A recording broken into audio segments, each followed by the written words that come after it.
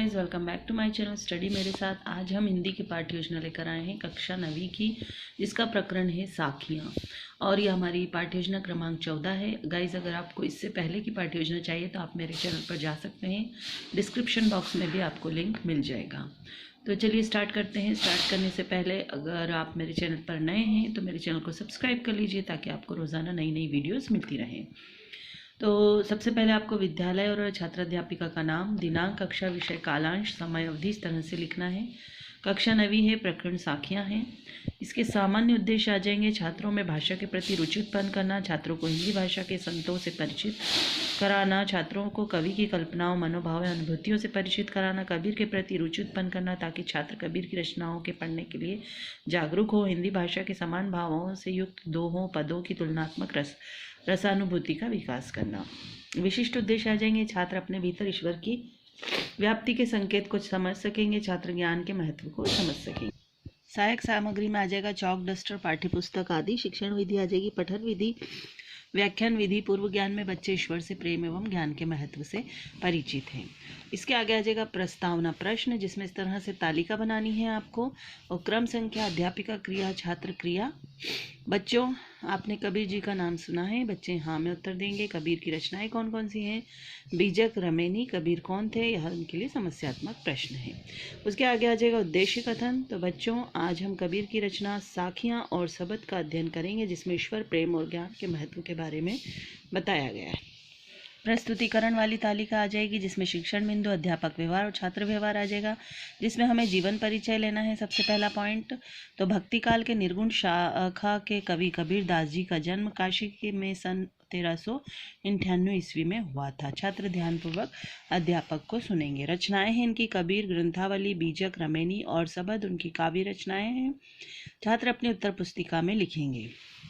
काव्यगत विशेषताएं हैं: कबीर मूलतः संत थे। उन्होंने निराकर ईश्वर के प्रति अपनी भक्ति प्रकट की। कबीर के काव्य में गुरु भक्ति, गुरु महिमा, आत्मबोध तथा ईश्वर के प्रति अपार प्रेम की अभिव्यक्ति हुई है। भाषा शैली: कबीर की भाषा अनमेल खिचड़ी है। कबीर ने अपने काव्य में ब्रज, अवधी, पंजाबी, राजस्थानी, अरबी, फारसी आदि का उपयोग किया है। आगे आ जाएगा इसमें भाव जो है, यहाँ पे मानसरोवर डैश डैश कराही। यहाँ तक विद्यार्थी अपनी पाठ्यपुस्तक में ध्यानपूर्वक देखेंगे। अर्थ इसका बताया है अध्यापिका ने। कबीर जी इस पंक्ति में कहते हैं, व्यक्तियों की तुलना हंसों से करते हैं। जिस तरह हंस मानसरोवर में खेलते हैं और मोती चुगते हैं, वे उसे छोड़कर कहीं नहीं जाना चाहते, ठीक उसी तरह मनुष्य भी प्रभु भक्ति में लीन होकर परम आनंद का सुख ले रहे हैं। वे इस आनंद को छोड़कर कहीं नहीं जाना चाहते। विद्यार्थी ध्यानपूर्वक सुनकर अर्थ को ग्रहण करेंगे। अगला कठिन शब्दों का, जो इसमें कठिन शब्द आए थे उसी में कठिन शब्दों का निवारण होगा।